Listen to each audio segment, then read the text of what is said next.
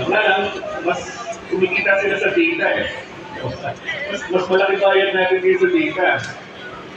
Marami pa rin nagpapaload.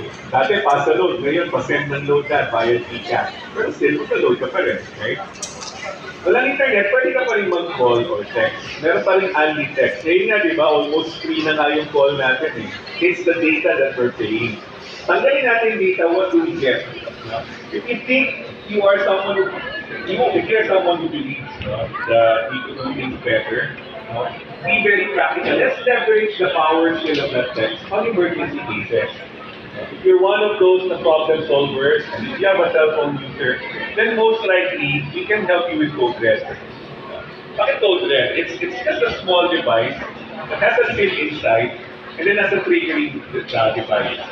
Magro-roleplay tayo in a while, nagagawa ko ng volunteer. But basically what it is, if there's a message you want to send, like SOS, o help, no? Hindi ba kayo about mga disaster calamity, lindol, suno,